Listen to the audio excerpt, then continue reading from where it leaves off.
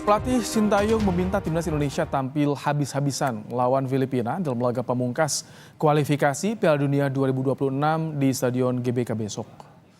Melawan Filipina jadi pertandingan krusial bagi timnas Indonesia. Kemenangan akan meloloskan Indonesia ke babak ketiga kualifikasi sekaligus melaju ke putaran final Piala Asia 2027. ST meminta pada Marcelino Ferdinand dan kawan-kawan tampil habis-habisan lawan Filipina demi meraih kemenangan. Pelatih asal Korea Selatan itu juga mengingatkan skuad Garuda untuk tidak memandang remeh Filipina yang sudah tersingkir dari kualifikasi setelah kalah dari Vietnam.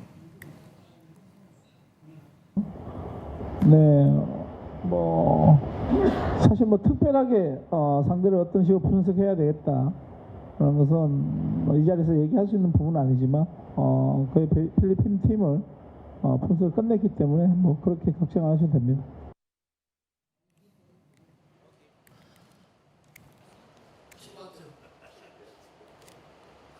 Sementara pelatih Filipina Tom Saintfiet memberi perhatian khusus pada Tom Hai, Sandy Walsh, dan Shane Patinama.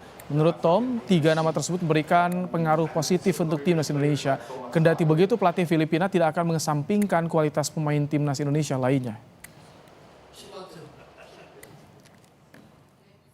They have a mixture of experienced players like Thomas Haye, but they have also a lot of skills up front, wings, Patinama, Walsh, so many good players in different positions. And I expect the first 20 minutes that they're gonna push us and try to score that opening goals. Timnas Indonesia mendapat amunisi baru saat lawan Filipina di kualifikasi Piala Dunia 2026 zona Asia. Skuad Garuda kemungkinan besar akan diperkuat Calvin Verdong setelah selesainya proses peralihan dari Federasi Sepak Bola Belanda ke PSSI. Kehadiran Verdong tak hanya menambah lagi kekuatan lini belakang timnas, tapi juga membuat persaingan sehat terjadi bagi para pemain yang ingin membela Garuda. Calvin sudah semuanya, dan dia besok insya Allah pasti akan diberikan kesempatan. Ada 3 syarat yang bisa mengantarkan timnas Indonesia lolos ke putaran ketiga kualifikasi Piala Dunia 2026. Pertama, timnas Indonesia akan lolos ke putaran ketiga kualifikasi jika menang lawan Filipina. Kedua, timnas Indonesia akan lolos ke putaran ketiga kualifikasi jika imbang melawan Filipina dan Vietnam tidak menang lawan Irak. Ketiga, timnas akan lolos ke putaran ketiga jika Indonesia kalah dari Filipina dan Vietnam juga kalah dari Irak. Laga Indonesia lawan Filipina akan tersaji pada babak kedua lanjutan kualifikasi Piala Dunia 2026 zona Asia di Stadion Utama Gelora Bung Karno, Jakarta besok. Pelatih Sintayong diprediksi akan menurunkan skuad terbaik dengan skema 3-4-3. Posisi penjaga gawang kemungkinan masih diisi Hernando Ari, di belakang ada nama Calvin Verdong yang diprediksi akan tampil sejak awal untuk mengawal pertahanan skuad Garuda. Calvin akan bahu-membahu dengan Jai Ijes dan Justin Hubner. Barisan tengah kemungkinan akan diisi Sandy Walsh, Nathan Choaon, Shane Patinama, dan Tom Hai. Sementara di depan, ST kemungkinan akan menurunkan Marcelino Ferdinand, Rafael Struijk, dan Ragnar Oratmangun. Jai Ijes bakal menjadi benteng kokoh di lini belakang skuad Garuda. Pemain ini baru saja membawa klubnya Venezia promosi ke Serie A Italia. Nama lain yang jadi andalan timnas Indonesia adalah Nathan Choaon. Pemain ini sudah 3 kali membela timnas senior. Dia juga membawa skuad Garuda Muda menembus semifinal Piala Asia U23 2024. Kemudian ada sosok Rafael Struijk, namanya jadi perhatian saat mencetak 2 gol gawang Korea Selatan di perempat final Piala Asia U23.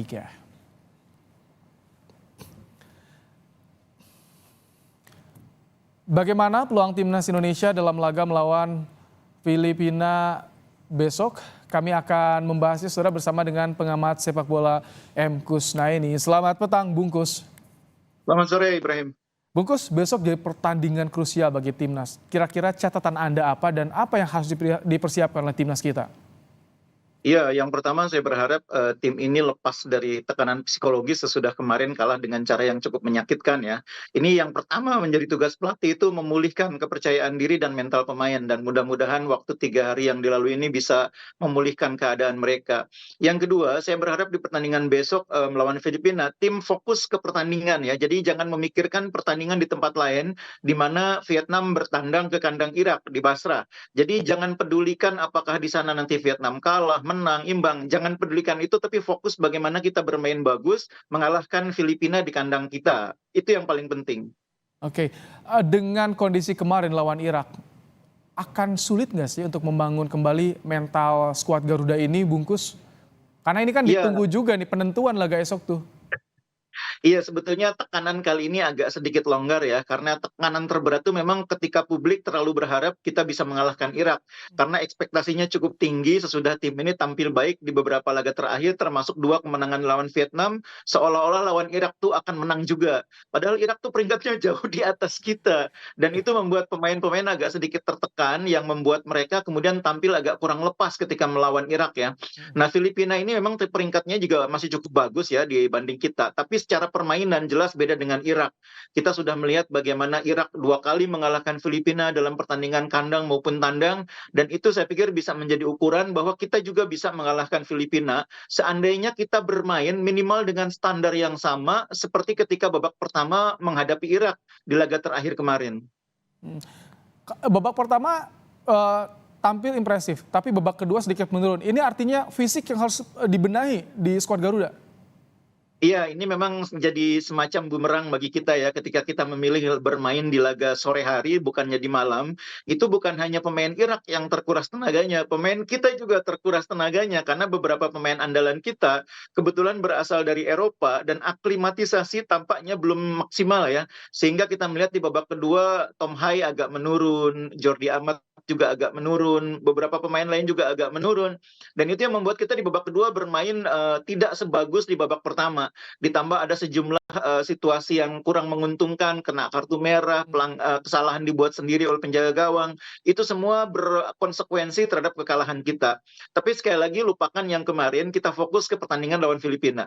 Kalau Anda tadi singgung aklimatisasi, kemudian juga ada adaptasi, bagaimana dengan Calvin Verdong? Apakah ini memungkinkan untuk diturunkan esok hari?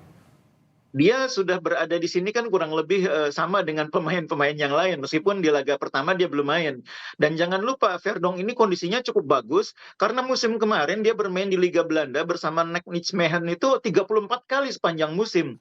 Jadi ini mainnya konsisten dari pekan ke pekan. Ini bukan pemain yang hanya main sesekali, bukan pemain yang hanya main 15 menit, 30 menit, tapi pemain yang rutin bermain secara reguler sebagai bek kiri andalan klubnya di Liga Belanda. Jadi kalau saya pikir saya tidak akan ragu memainkan Verdong ya, seandainya memang dia dianggap tepat untuk pertandingan ini, saya tidak akan ragu dari segi aklimatisasi maupun dari segi pengenalan terhadap situasi maupun kerjasama tim, karena ini pemain yang sudah teruji, sudah reguler bermain dari pekan ke pekan di Liga Belanda. Oke, jadi mungkin kemungkinan besar nih bisa turun Verdong dan juga J.I. Jazz untuk benteng Garuda. Kalau Jais hampir pasti dia harus main ya, karena kemarin pun sebetulnya saya pikir Sintayong mungkin akan memainkan dia di akhir pertandingan kalau tidak ada insiden kartu merah ya. Tapi karena kemarin kena kartu merah, jadi mau nggak mau dia tidak berspekulasi memainkan pemain yang penting sekali perannya di laga terakhir ini. Kita butuh kehadiran Ijes untuk memastikan tim bermain lebih solid, terutama di lini pertahanan, tidak ada kesalahan-kesalahan yang berisiko menggagalkan peluang kita lolos ke putaran ketiga. Ijes ini pemain yang mainnya rapih ya, usia masih muda, postur meyakinkan, dan mainnya rapih, jarang bikin kesalahan. Dan itu yang dibutuhkan tim saat ini untuk memastikan lawan Filipina, kita tidak lagi ada kesalahan-kesalahan elementer seperti di laga sebelumnya. Saya yakin di pertandingan ini Jazz akan menjadi jenderal di lini pertahanan ya, dampingi Rizky Ridho, atau ada Sandy Walsh, atau Justin Hubner. Pilihannya saya pikir tergantung kepada taktik Sintayong, apakah mau main full ofensif atau bermain lebih konservatif. Kalau main full ofensif, mungkin di kanan bisa ditempati oleh Sandy Walsh, di kiri ada Rizky Ridho, Justin didorong lebih ke tengah berduet dengan Tom Hai, dan di kanan ditempati oleh pemain yang agresif, yang pergerakannya lebih mobile, lebih agresif, Yakub Sayuri atau Asnawi. Oke, ini yang juga kemarin disorot, Hernando sempat blunder lawan Irak. Iya. Ini bagaimana nanti karena posisinya krusial penjaga gawang, memulihkan mentalnya itu seperti apa sih Bungkus Iya, biasanya? iya. Manajer tim kan tadi sudah mengatakan bahwa Hernando maupun pemain yang lain sudah pulih ya.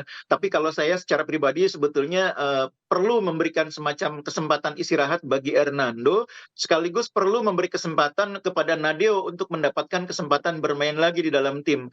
Kalau pelatih biasanya pelatih melihat situasi sekarang semacam ini sebagai momentum ya, momentum untuk memberikan semacam dorongan kepada pemain yang sebelumnya sempat terlupakan untuk mendapatkan kesempatan dan kembali mendapatkan tempatnya. Nadeo kan dulu kiper utama ya, Mhm. sebelum kemudian digantikan oleh Hernando.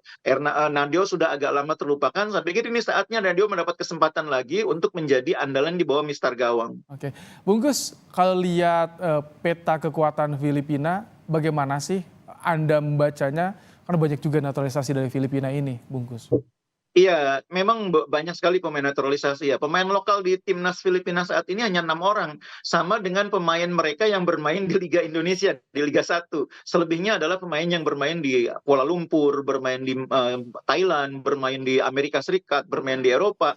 Tapi faktanya adalah membangun tim hanya mengandalkan pemain asing itu juga bukan hal yang mudah. Jadi keliru juga kalau dibilang naturalisasi membuat sebuah tim jadi semakin kuat. Enggak juga, ini Filipina contohnya. Mereka banyak mengambil pemain tapi juga harus butuh waktu sangat lama untuk membuat tim ini lebih kuat.